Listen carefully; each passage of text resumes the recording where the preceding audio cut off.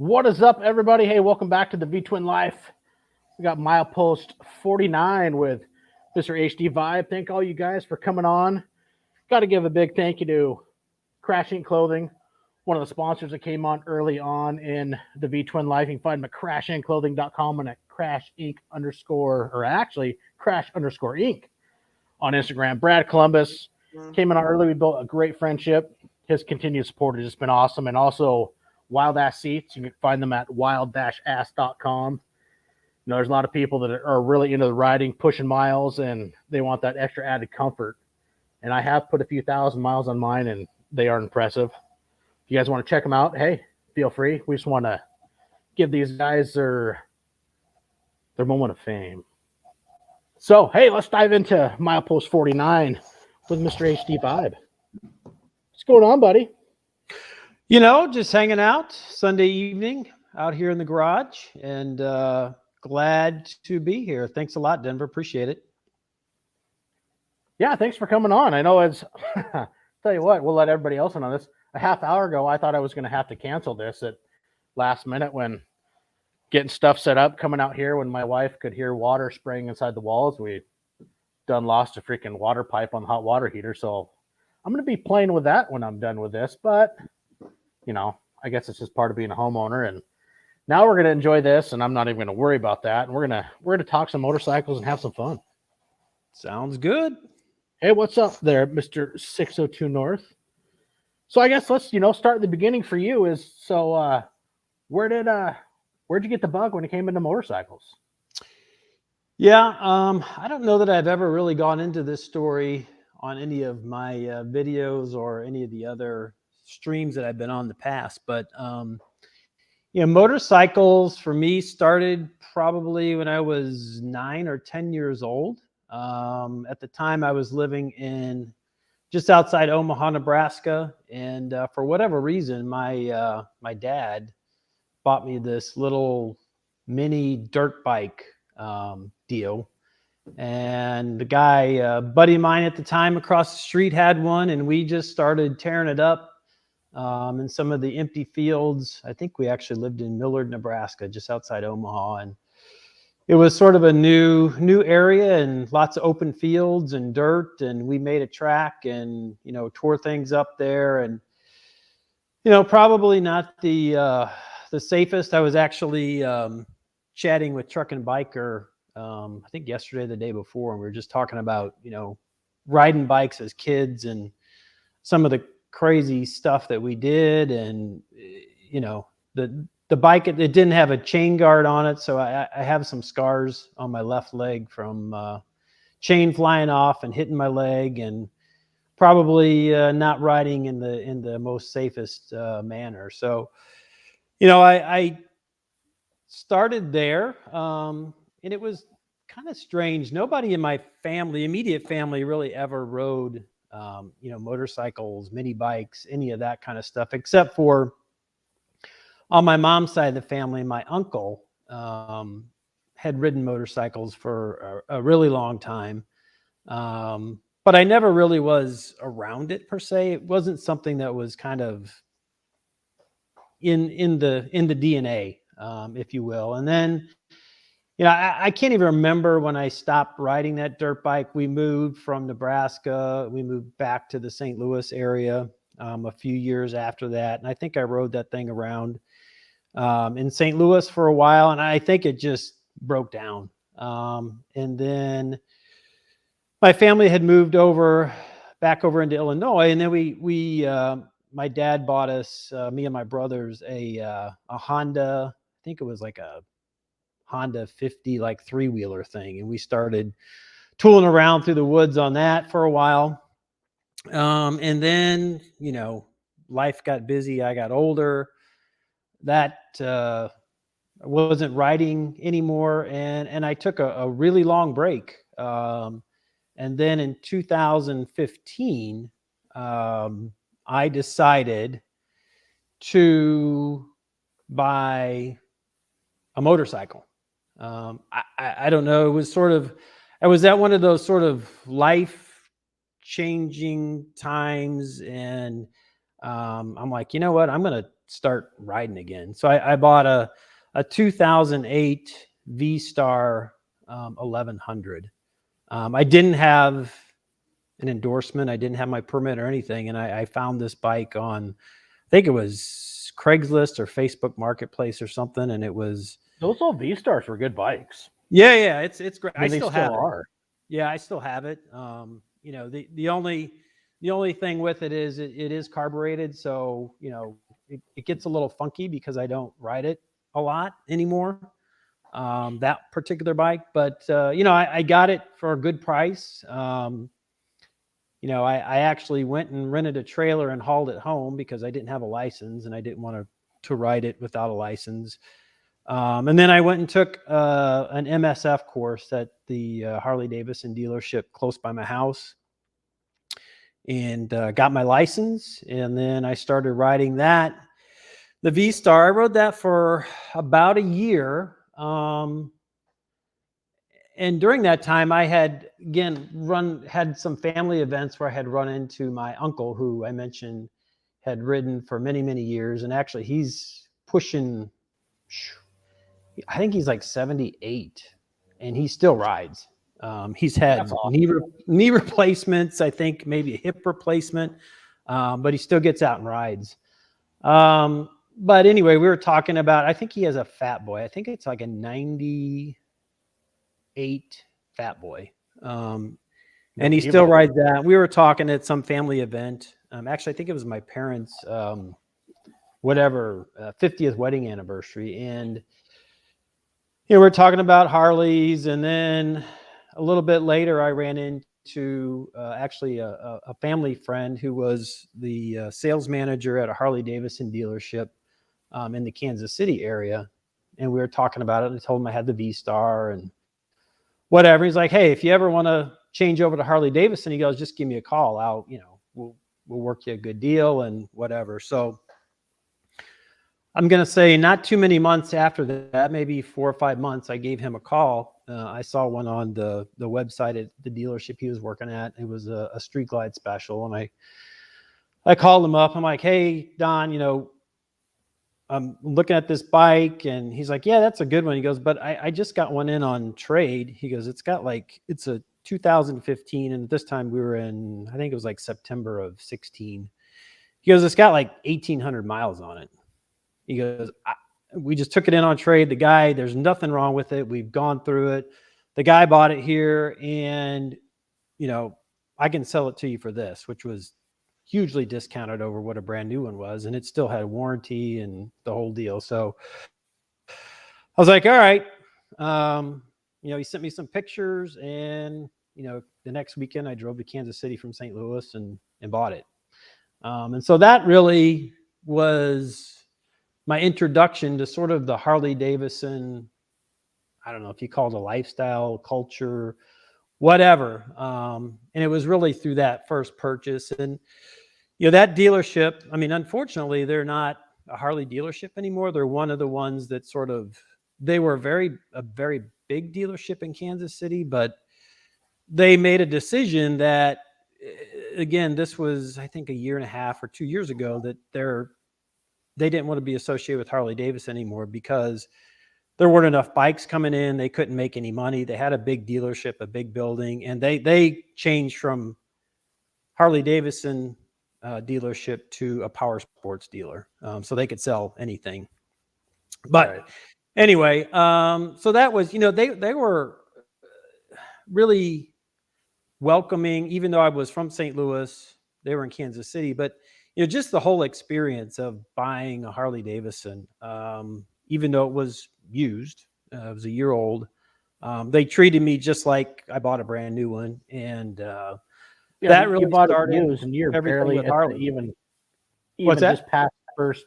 You bought it used, but you were just barely past the first break-in service. I mean, yeah. It was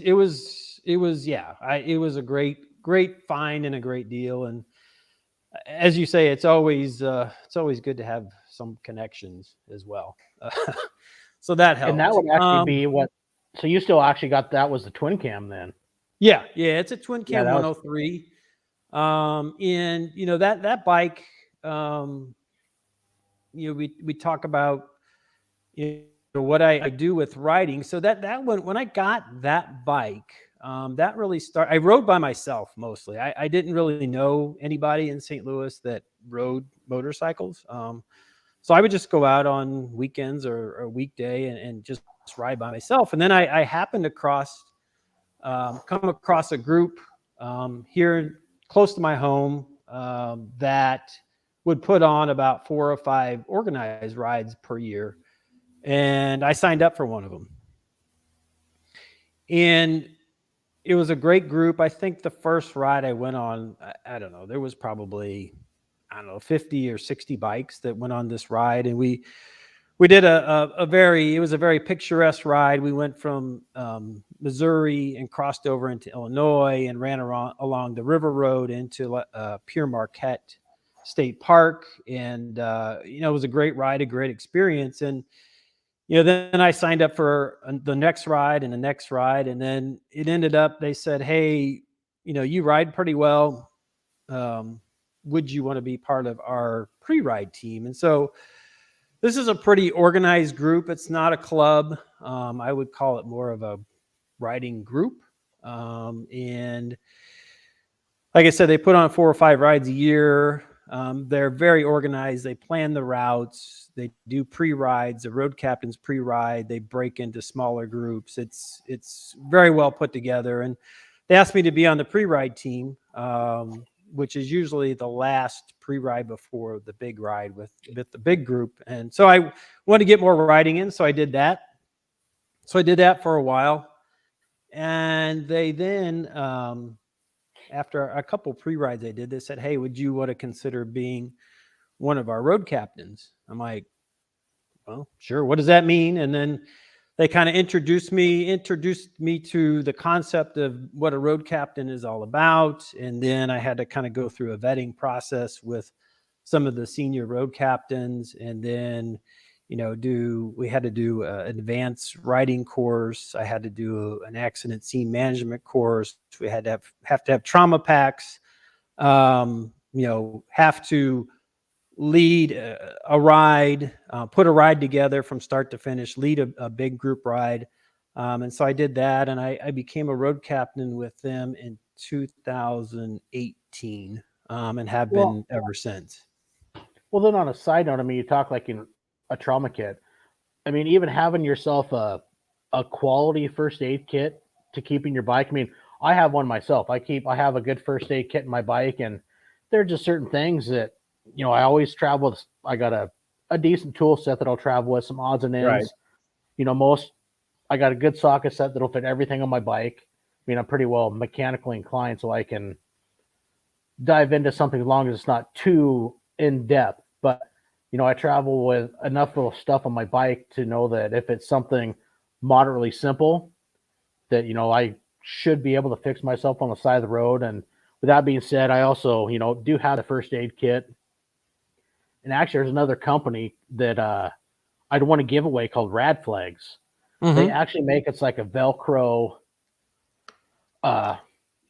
safety flag, with reflective. You could strap it anywhere on your bike. Say if you had a luggage rack, your handlebars were at night, it's going to reflect headlights. And I always keep that in my tour pack. And right. There are just some other odds and ends safety equipment that is, why not have it with you? I keep it with me all the time, and I would say it's better to have it with you, even though you may never use it. You might not need it, but yep.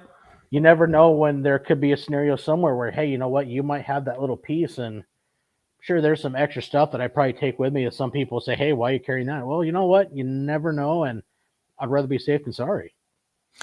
Yeah, absolutely. That's some of the same stuff that I carry just with me on everyday rides, and then obviously as part of this group and being a road captain, we have everything. I even add to my saddlebag. I have a jump pack, because oftentimes on these bigger rides, people don't ride a lot and their batteries may not be the greatest. We make a stop and they go to start it up and bike won't start. And the jump packs are great. They can, I don't know, I've probably jumped, done 5 jumps on one charge on one of those little lithium ion battery jump packs. And it's pretty small.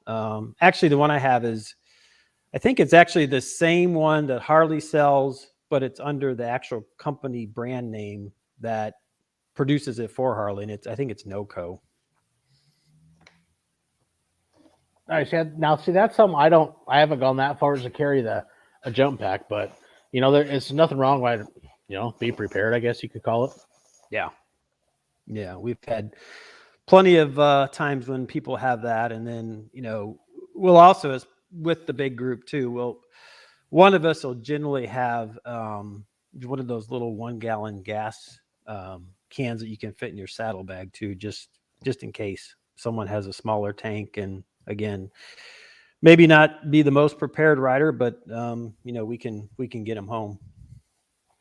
Well, it's like for me, having that toolkit once, I lost a stator on my bike. I was going through the Cascade Mountains and happened to find one, 60, 70 miles away. And one of my buddies that it was riding with, he took off over the Cascades to Eastern Washington, got not the stator, but the regulator, and brought it back. Having the tools and whatnot, is actually able to repair the bike on the side of the road, put the new regulator in, and, continue down the road, just because I had the tools with me, and, everything except the multimeter that we had to buy in a small town. That if you would have went to some, like say Harbor Freight somewhere, you could have got the multimeter for $15 probably, but we paid $60 for it. Right.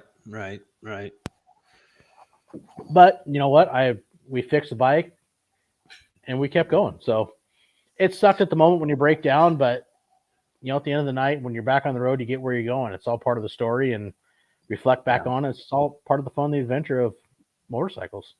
Yep, absolutely. Like you said, hopefully you have all this stuff on the bike and you never need it, but it's nice to have it when you actually do. Right. Now, I remember, I do believe it was Bry's podcast. You came on there. I remember, we talked briefly about it, but you also have now been doing stuff with the Patriot Guard. Am I correct? Yeah. I started riding with them this past summer. Which has been, again, a great experience for me. And, I think about it in terms of, if it weren't for motorcycles, I wouldn't have, right? I wouldn't have known about the Patriot Guard because of these guys that I ride with. Many of the guys in the group I ride with were members and rode with the Patriot Guard. And I know you've been associated with them for a long time.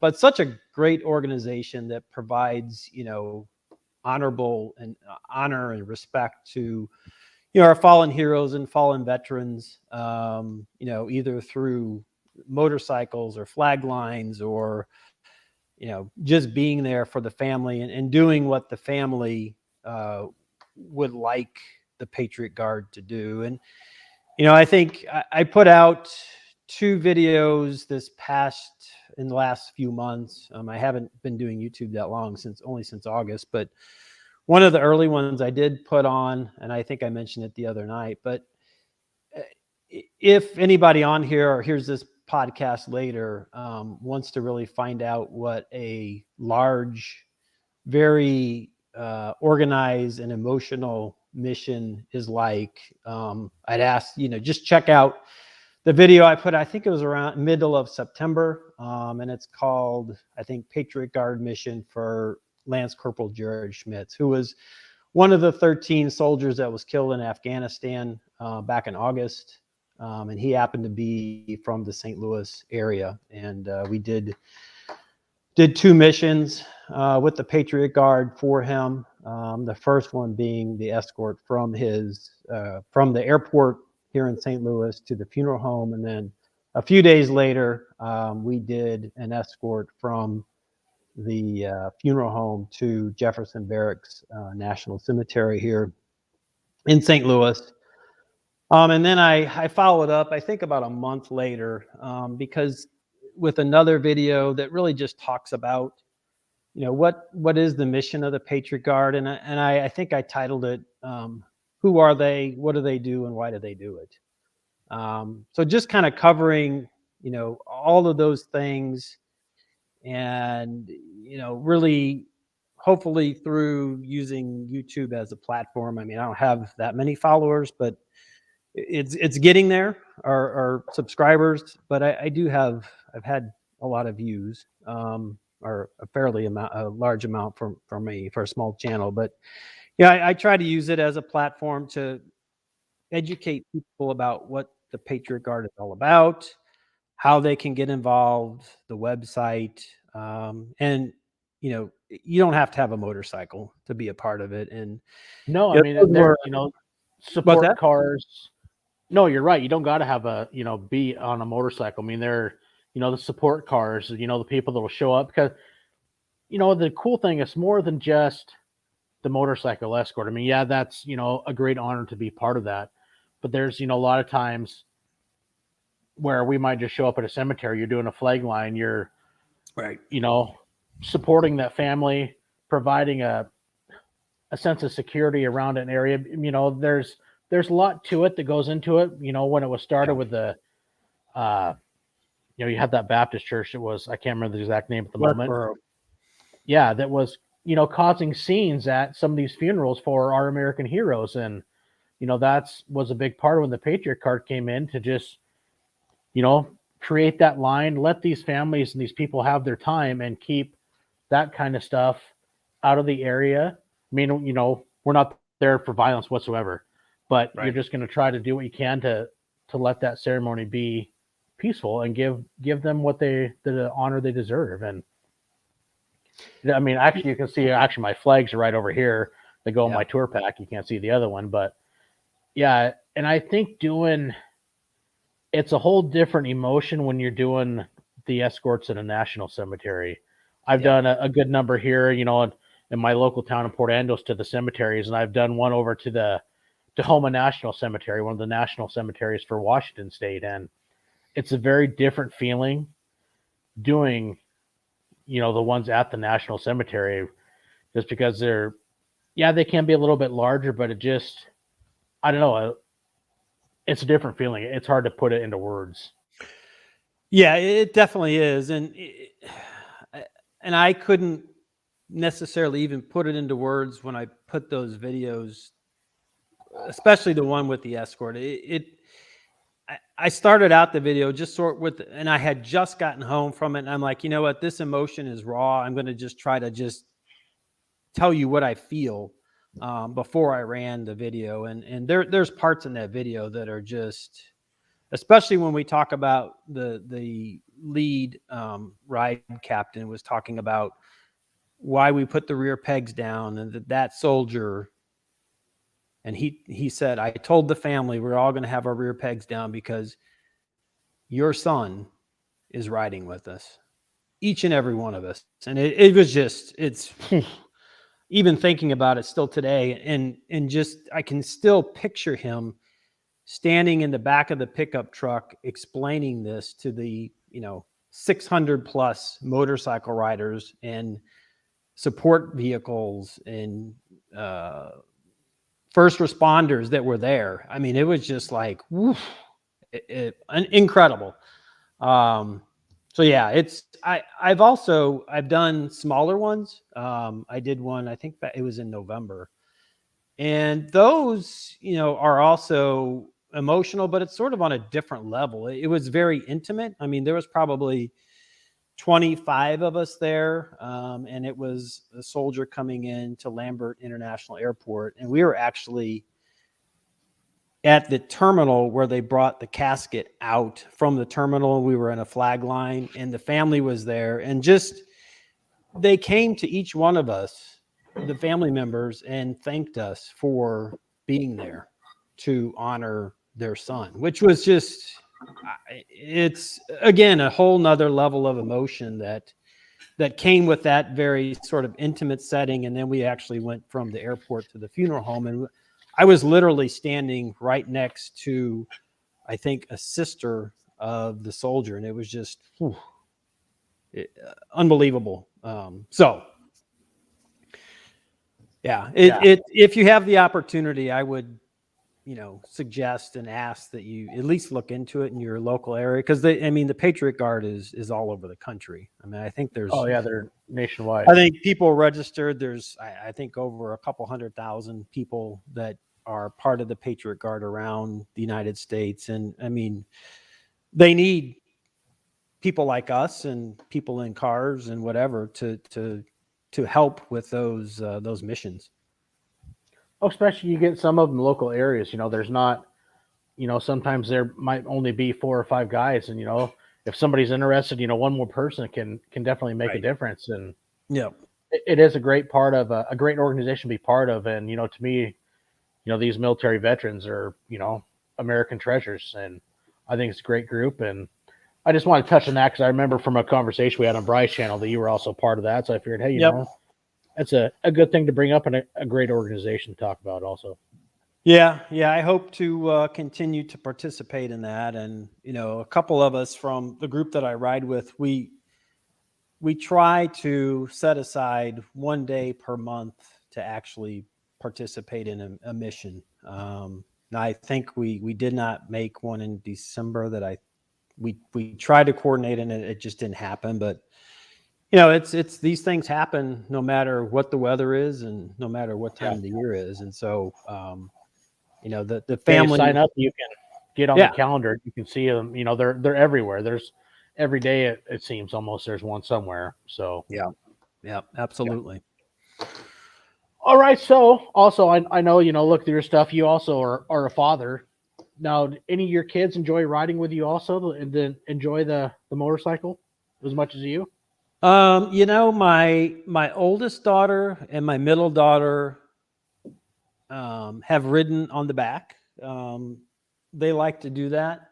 My youngest daughter has zero interest in getting on the back. She's not much of an adventurer, I guess. she and so yeah, they do, but my kids are. I don't even what if I'm embarrassed. I'll probably mess up their ages, which is pretty bad. But put it this way, they're getting to the point where they're on their own, except for the youngest one. She's still here at the house, but they're kind of off doing their own thing. So they do like to go. Actually, a few weeks ago, I think it was right before Christmas, my parents were in town, and I think I posted a video on Instagram, but my mom actually got on the back, and she's 75. And she got on the back of the Street Glide, and I took her for a little a pre-Christmas ride, and she ate it up. She was having fun. That's awesome. Yeah. I know. Look, She my daughter is the oldest, who she's 24, and she loves it. yeah. I'll get messages and texts from her like in the summertime. Hey, Dad, the weather's going to be great this weekend because she lives 2.5 hours away from me over north of Seattle area. Yeah. And there's some great riding. You get up in the Skagit Valley. There's all kinds of great back highways. You head up north out of Seattle, and it's like, hey, sweet. I'll be up there. Saturday morning, but a lot of times, she's enjoyed it since they were little. I brought my kids up on motorcycles. They were riding dirt bikes when they were young, and Yeah. both my boys are younger at 19, and actually the middle boy will be 21 next month. And they have ambition. They want to move to the road at some point, and Yep. it'll be fun. It's always been a family thing for us, and I enjoy the heck out of it. Yeah, I think that's not being from sort of a bike motorcycle family necessarily. It's just not been something that's been sort of ingrained within the family or even within my kids. And but it's just something that for me has become a passion for me. I try to ride as much as I can whenever I can, and I'll commute into work whenever I can. My office is about 25 or 26 miles from my home. And sometimes it's kind of funny. I work in a very professional business area of St. Louis called Clayton. And it's kind of a very high end part of St. Louis, I'll say. And you'll pull into the garage and there's BMWs and Mercedes and all this, and I'll come blasting in on my Harley, and there's been times when I've gotten a few looks, and it's funny, it from a cultural or a stereotype perspective, I mean, at least what I've experienced, I'll get on the elevator to ride up to the 15th floor. I have my helmet, my leather jacket on, my jeans, my boots. And I had someone look at me in the elevator and say, "Did you do Ride of the Century last weekend?" I'm like, "No, I didn't do Ride of the Century." And I don't know if you're familiar, but Ride of the Century is where it's basically all these sport bike guys that are sort of hooligans that, at least in St. Louis, and I don't know if they do in other cities, but it'll be like hundreds of them.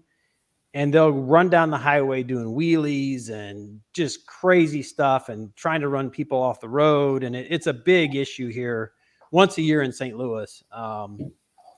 And, it's just like, it's funny how people just sort of associate, you're on a motorcycle, so you must be sort of part of that. And I'm like, nope, not me. That's not my thing. I'm just, just a regular guy. And I just so happen to be in this, professional environment, but I ride a motorcycle. So, but there's lots of them within, whether different levels of society.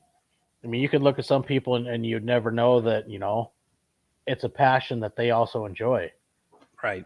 It doesn't mean just because, I don't know. It's that whole stereotype thing where, people look at you different. Like, if you're on a weekend warrior, you pull up, you got your leather vest on, your pants, your boots, and whatnot, and they'll look at you and you get that stereotype of a biker, but, they have no idea what you do Monday through Friday. Just because you enjoy riding doesn't mean that you're, one side or the other of that stereotype. Yeah. Yeah. Yeah. It is a little bit of I don't know if you want to call it a joke, but needless to say, I'm the only person in my office that rides a motorcycle, and my profession, I'm a CPA, so it's a bit of a conservative profession. So people typically will look at me and never think that I ride a motorcycle, but I do. Hey, sometimes you got to have that two-wheel therapy, and lucky for you, it's like, like you're saying, you got, say, a 25-mile commute home. My new job, well, actually, I've been almost a year now. My commute's a half mile. It's not even worth starting my bike and getting my coat and all my stuff on. It'd take longer to put on all the gear than it does take me to get to work. Yeah. Yeah. But it is, like you say, I think just you mentioned the sort of the wind therapy. And I mean, I think everybody rides motorcycles for different reasons. And, some people do ride it for a lot of mental health reasons. But I mean, for me, it's not necessarily mental health, but it certainly does. If I'm commuting into work in the morning and having the opportunity to ride home that 25 or 26 miles, it certainly makes my day better when I started it with a ride, and makes it better when I come home, having been able to ride home, as long as the traffic's not crappy, but which is oftentimes in St. Louis. And, you got to be careful, but, it's just that whole notion of, what you get from, riding that motorcycle and the, I guess in some cases, the adrenaline, the dopamine, all those feel good things that you get from it, is just, the benefits are just, for me anyway, it's incredible. Oh, it is. I mean, I used to have, one of my old professions for about almost 10 years. I worked, Department of Corrections, worked in a maximum security prison. My commute to work was 61 miles. And there'd be, I commuted a lot by motorcycle. Yeah. I had two different highways I could take. One was a little bit longer, but there'd be those times after work where, I'm going to take the longer way home and just kind of unwind, enjoy the road, and just enjoy the motorcycle. And having that ride home, after my shift, and sometimes was an absolute amazing time just to unwind and just, kind of forget about your day and just enjoy the road and get that throttle therapy and come home and, be in a lot better mood. Yeah. Yeah, absolutely. and it's not just, say from that one career. I mean, I'm sure there's a lot of people that can relate. You have that stressful day at work or things just aren't going right, and you get off work and you look out there, hey, you know what? There's my motorcycle. And at Yeah. that point, it doesn't matter what brand you're riding or what it is. You can get on that motorcycle, that bike, and unwind and just enjoy the road and just forget about your troubles and just kind of, enjoy it, get home and be in a different frame of mind and just enjoy yourself. Yeah, yeah, absolutely. But I will say I do enjoy the rides, and I'm able to kind of get out on the back roads here, out in the county that I live in, and just enjoy that. All of the sort of the smells and the scenery and all those things that you get to experience, and for me that's kind of the most fun. And then when I do get to ride with the group, it is, we're very organized group, and a lot of us who are the road captains, I mean, we ride together a lot, and it's almost it's for me it's sort of a beautiful thing when I see 40 or 50 or 70 motorcycles moving down the road, down these country roads, and very good formation. It's just indescribable experience for me. Well, and it's like you said, the smells, traveling by motorcycle is way more intimate than I would like to say in a car, or some Right. people might call it in the cage. It's a lot Right. more personal on a motorcycle. You're gonna experience different smells, and there's a vast range from farmland, sometimes not so pleasant. Yeah. There's a lot Skunks of people sometimes. that, oh yeah, or up here in the Northwest, you can literally, some people think it's weird, but you can smell when the rain's going to come. Yeah. You can look at the Right. weather and understand that. But there are times, summertime, you're going through some of these different farmlands where, up here in the Northwest, we have the massive tulip farms up in the North Puget Sound, Yeah. and the smells are amazing. But you can be going through some of the countryside, and it's way more intimate by motorcycle, and it is such an awesome way to travel and get out and enjoy yourself. Is There's nothing else like it. Yeah. Yeah, for sure. Yeah. It's funny that you mentioned some of those things. I did actually a video on that exact topic a few weeks or a month or so ago, and really tried to put it into perspective of someone who's never really experienced riding a motorcycle before. And it's all of that sort of, for me anyway, it's kind of the sensory overload of being out in the open, and you do get all those smells and that feel of acceleration and sort of that vulnerability that you don't experience when you're in a car or a truck. Oh, absolutely. And you can hit some of those back highways. You get in some of those little twisty sections. You just start rolling some of them corners, and Yeah. I don't know. It's a lot of fun, and there's just nothing else like it. Yeah, I was actually fortunate. I got to go.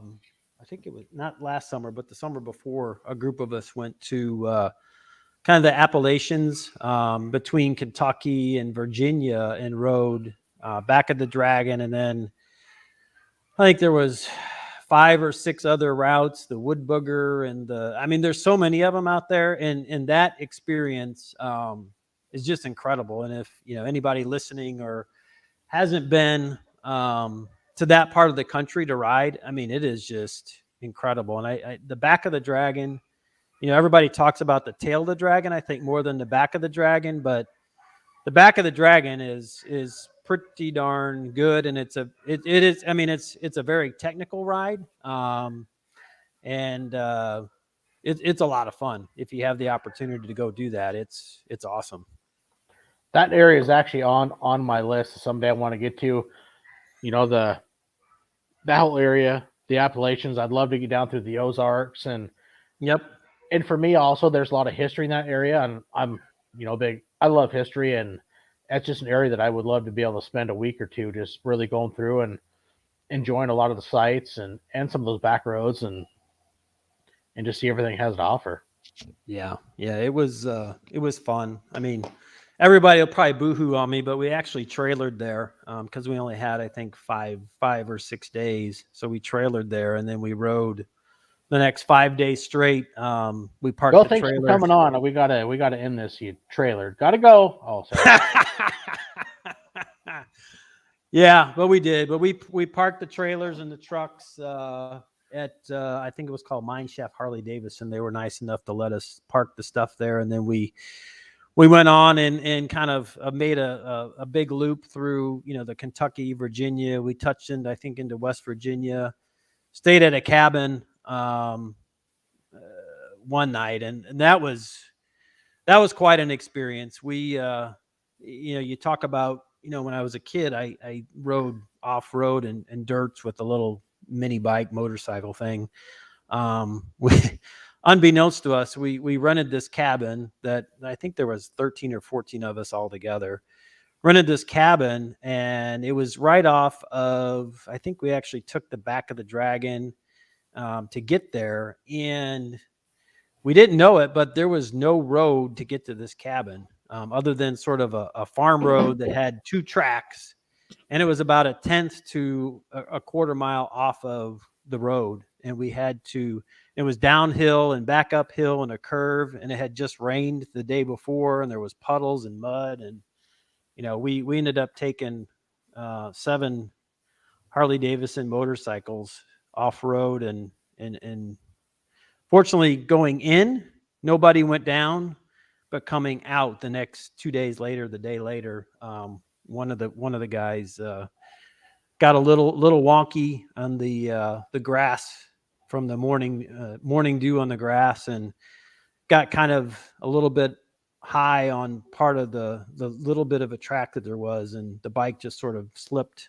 right off the little into the ditch. And I mean, fortunately, he wasn't hurt, but it was a sight to see. I bet. Yeah, it was an ultra limited, and we had them. Obviously, we were going from place to place, and so we had everything packed down. And I mean, he had that thing.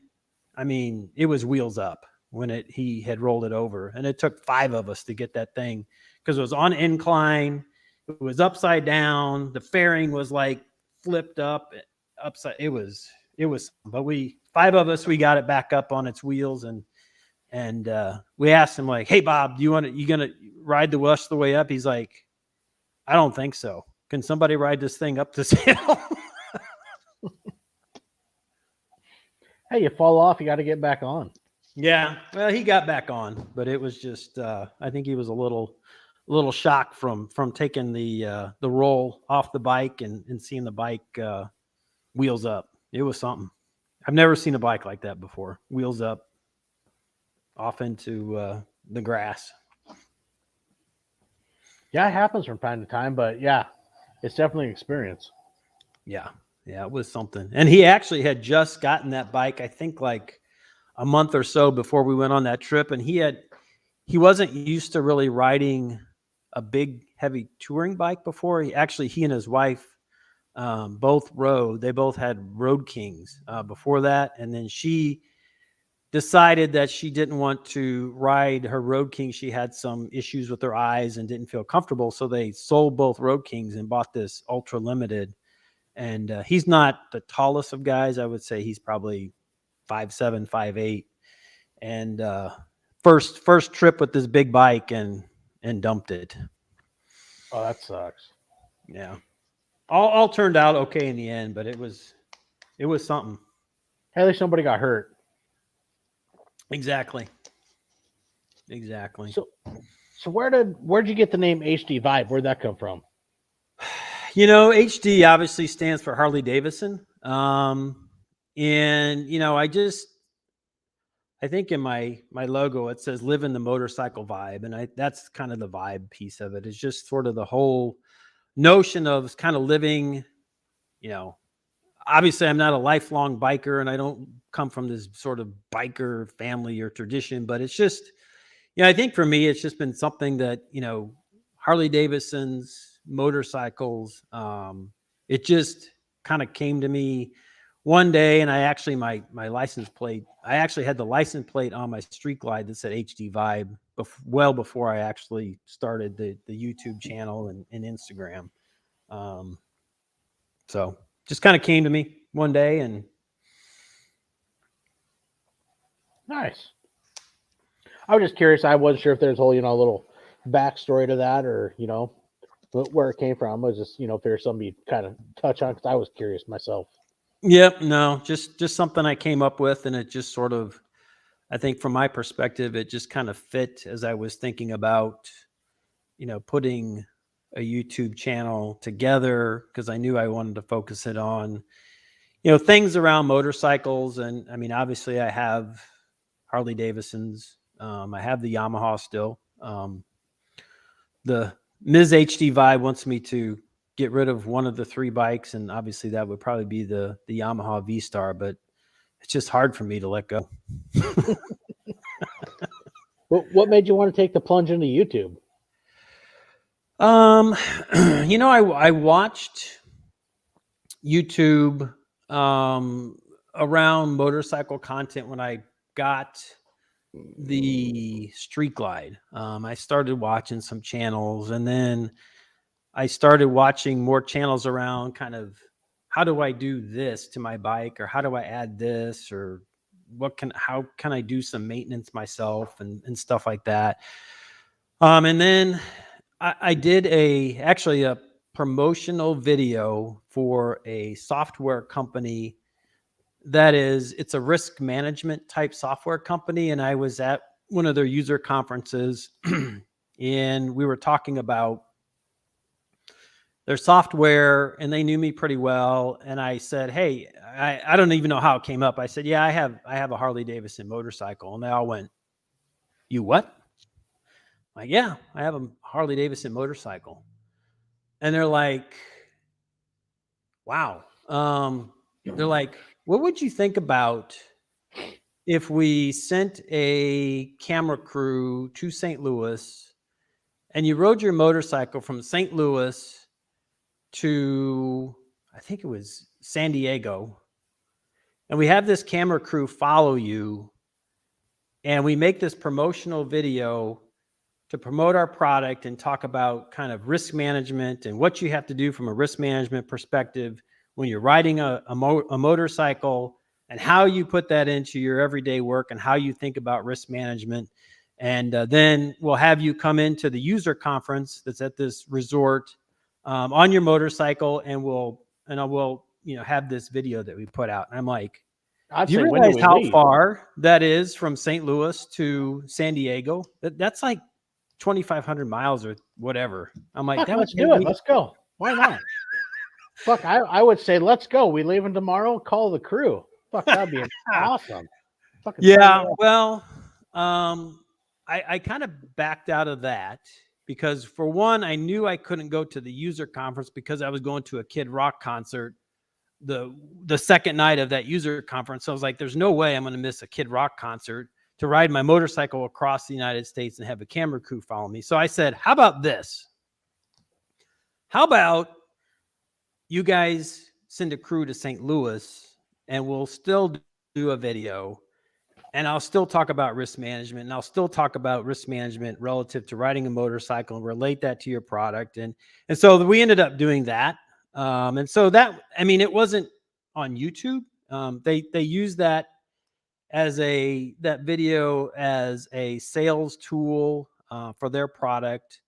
And they also use it for an onboarding, but that sort of gave me a little bit of the bug to put a YouTube channel together, because in my day job, I do presentations, I do talk in front of people, and it's not that difficult for me to do that. So it sort of translated well in this video I did for them. And then I'm like, well, I've been thinking about doing a YouTube channel. I did this kind of thing. It worked out well. Obviously, I didn't edit it. It was professionally done, and it looks fantastic, and they did great work with it.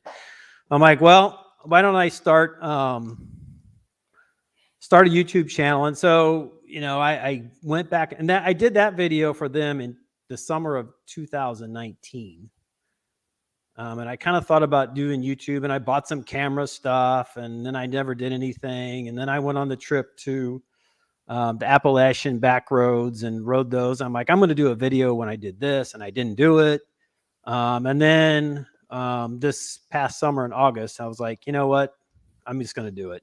And so I started, I put my first video out in August of last year, August the 15th, I think. And it was really talking about something that came up on one of our rides. And it was people didn't know how to, on a Harley touring bike, a guy called me in the morning and said, I don't know how to get my bike won't start. My batteries are dead on my key fob. I'm like, well, do you know your pen? He's like, no. I'm like, okay. So that kind of prompted me to do a video on how to, one, find out your pin if the dealer hasn't told you what the pin is. And then secondly, what the factory setting is on these pin numbers. It's pretty unbelievable. But if you haven't reset your pin on your Harley touring bike, I suggest you do it, because the factory setting on a lot of them is just the last 5 digits of your VIN number, which is right on the side of the bike. So if anybody wanted to steal your bike, they could. Or just go old school like me, and you just run, where you don't have to worry about that with like the 04. Right. You got the old school fob, and you don't got to worry about that shit. Right. So that's kind of what got me into YouTube. And then, it just sort of, I guess I just try to continue to get a little better. And, I think really the goal of me having the channel is if there's some tidbit of information or nugget of information or tip or a trick, or show somebody how to install something, or talk about a product that somebody may be thinking about that helps them make a decision one way or the other. That's kind of what I want to do with the channel. And that's what I try to do. So would you, are you one of those guys that's, interested, say, the iron butt side, or, well, now there's more than one side. You got the iron butt, you got ride 1K in a day, or, is that something that would intrigue you to see if you could push your limits and do that 1,000+ miles in 24 hours or less? Yeah, I think I would like to try that. I mean, I've seen a lot of people do that. I've seen people do it on YouTube. I think I'd like to try to do it for sure. I have family that lives about that sort of 500-mile-ish range from where I'm at now in St. Louis. So it'd be a good get there and just turn around and come back and do it. So yeah, I may do that at some point in the not too distant future.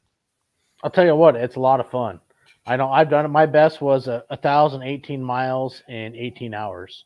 Wow. And it was a blast. I'm ready for springtime and better weather, because I know I'm going to do a few more this year, and it is a lot of fun just to, I wouldn't say push yourself, but it's like you hit that, 700-mile range, or it's like me, I pre-mapped out my route on GPS from Washington through Idaho, through into Montana, down into Idaho, and you start seeing the time reversing in a way. It's like, okay, now I got 200 miles. I'm going to be there in 2.5 hours. And it's like, 150 miles, your destination. And as the time starts clicking down, you start getting that second wind. And man, it was awesome. Of course, for me, I left really early in the morning. I think I had set mine. I left my town here in Port Angeles at, it was 3:30 in the morning, because I wanted to get to my ending destination.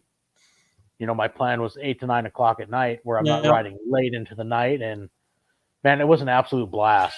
And you really got that second wind towards the end. And it was awesome. That sunset coming down through the Panhandle, Idaho, was fucking gorgeous. Right. Yeah. I'm sure it's a quite an experience. I mean, I've seen some people that have sort of documented that on YouTube, and, some of them go pretty well, and sometimes they don't go quite as planned. But I think I can't even, I think, for me, I can ride in a car for a really long time, and it's no big deal. And I've ridden on my motorcycle for, many hours at a stretch, and it's not that big a deal. So I think I could do it. with making sure I have everything set up right to do it. Yeah, and it takes time, but like saying that, I mean, for me, I mean, I drive, truck for a living, so I mean, I can drive a truck 12, 14, 15, Right. 16 hours a day. So hey, why not hop on a motorcycle and do the same thing? And Yeah. it's just a lot of fun, see if it's it is physical, but it's also mental, Right. to push yourself. Hey, can I do this? And Right. Yeah. it's fun, Yeah. And then there's a whole documentation thing, right? Where you got to stop Yeah. at the gas stations, take pictures of everything and Yeah, take pictures of your receipts map with it. your odometers, and yeah, there's the verification part comes into it, but yeah, it's an awesome adventure, and it's probably not meant for everybody, but it is fun to see if you can physically and mentally do you have what it takes to do it, and Yeah. it's an awesome adventure. Yeah. Yeah, I think I'd like to do that. And one of the things that I haven't really been able to do, I talked about the trip that we did out to the Appalachians, and obviously I'd like to get out west sometime and ride, whether that be riding there or just getting there and either getting the bike there or renting a bike and just is riding through some of that beautiful scenery would just be, I think, an awesome vacation for me. Ms. HD5 might not think so. I don't think she would do it, but Hey, just pack the saddlebags and just hit the sunset. Just go yeah, for it. yeah, But that's what I that's like one to thing do. I think is sweet. You want to take a trip, and what is cool. Set your end destination. Say, okay, I'm leaving St. Louis. I want to go to, just say, Salt Lake City. Right. Say in 4 days, I want to be there. And then find the back highways and side roads, and not so much worry about everything else, but all is in 4 days, I want to be in this place. Yep. And now I'm gonna explore, and whether you take a detour, take the back highways and go see America, Yeah. because there's so much to explore and within our own borders of our country that, man, it's an awesome ride. Yeah. Can't go wrong. Definitely. Definitely. Yeah, that's something I'd like to do more of. I think like we talked the other day, it's just for me, it's just so difficult for me to be able to get the time off from work to be able to do something like that. But actually, I mean, I've talked about doing it. It's just like, I'm going to take a whole week off. I'm just going to get on the motorcycle and I'm just going to go somewhere, just even by myself, just to get out on the road and just experience, like you said, there's just, on a motorcycle, it's just a whole different experience, I think, of being out on the road and feeling that wind and the dirt and all that kind of stuff in your face and just getting out there and doing it. You would literally come back a different person in a way. I mean, I've done it. I took off for 7 days, and there's no other experience like it. It's just amazing. Even there's times where you take off on a Friday, even for 2 days, and come back on a Sunday night, and you can just clear your mind. And it is that two-wheel therapy, that throttle therapy, and there's no other experience than traveling by motorcycles. It's just amazing. Yeah. Yeah. Yep. So, but shoot, man. Hey, thanks for coming on tonight, man. This has been a lot of fun, and getting to catch up and kind of learning your backstory of Yeah. how you came into motorcycles. Yeah. It's awesome. And if we have a few minutes, if I could mention some channels before we sign off, that would be Yeah, go be for it, awesome man. if you're all right with that. So, I apologize to a lot of people that have sent me stuff, but I just want to give them a quick mention. It's a fairly long list here, so I'll kind of run through it real quick. But Ozarks HD Riders, which is actually out of here in Missouri. Harley's Diners and Rides, they're actually out of Ontario, Canada. Blues Heart Biker, he's in Fresno, California. We Ride West Virginia, obviously in West Virginia. The Chestnut Mountain Tin Man, he's in Georgia. Gliding on Twos, he's out of South Carolina. Harley Geezer, out of Florida. The High Tech Redneck, I believe he's out of Minnesota. Adventure Tomac, he's in Colorado. Our boy Harley Fatboy Jr. Sent me some stuff here, obviously out of Oregon. And another one that she sent me stuff, but the mail, I don't know what happened. But Wind Road Therapy sent me some stuff. And I also do want to say, my channel has been greatly supported by a lot of these people, as well as this whole community at large. I mean, it's just been overwhelming. Like I said, I got started in August, so I'm coming up on 5 months. I am so grateful for everything and the support everyone's shown me. And really, there's three companies actually that have supported the channel. One being Custom Dynamics. They have been awesome as I've gotten the channel started. They've supported me. Volt Heat, which is a heated gear company. I've got some videos out on their stuff. And actually, if you're in the market for heated gear, go check out my video. I got 2 videos out on a heated jacket liner and some gloves. These guys have great prices. It's good stuff. And there's actually a 20% discount code that I've got in those videos that you can check out. And then actually recently, Saddleman Seats is supporting the channel as well. So I just wanted to mention those. There's obviously videos on my channel that highlight all of these companies. But it is really a great community. The YouTube Absolutely, sort of moto content community. I don't consider myself a moto vlogger. I mean, I've done some of that stuff on the channel, and I probably will do a little bit more once the weather gets decent here. But I just say moto content in general, because we all kind of do our own thing and have our own different spin on it. And there's the support. There's just a lot of good people in this community, and I just wanted to acknowledge that and thank everyone.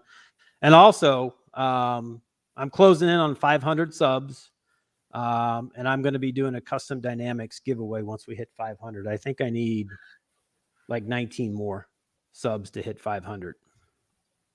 So if you haven't subscribed and you're on here, or you hear this later, check out the channel and hit the subscribe, some like, and I like to get comments too, because I do like to. I respond. I don't know that there's a comment that I haven't responded to, even the ones that are a little maybe not as supportive. But I try to be positive. There you go. So hey, Rick, man, thanks for coming on the V-Twin Life tonight and sharing your story and kind of the backstory of where it started for you. Yep, thank you, appreciate it. It was fun, and I wish you all the best with the podcast. And I know you're just getting started on the YouTube platform. So if you guys haven't subscribe to this channel, and also give some thumbs up for this, hopefully. I mean, I'm on it, but you may want to go thumbs down because of that. But for Denver, give it a thumbs up. Hey, and if you guys, you all enjoy motorcycles, you can follow us on Instagram at the V-Twin Life _podcast. We're on Facebook, just the V-Twin Life. And hey, if you got some great motorcycle stories, you enjoy this lifestyle that we all do, you can shoot me a message either here at the V-Twin Life at gmail.com, or hey, find us on Instagram and Facebook and shoot me a DM and let's talk. So until then, hey guys, ride safe, have fun. Hey Rick, thanks for coming on, buddy. You bet. See you guys later. Bye now.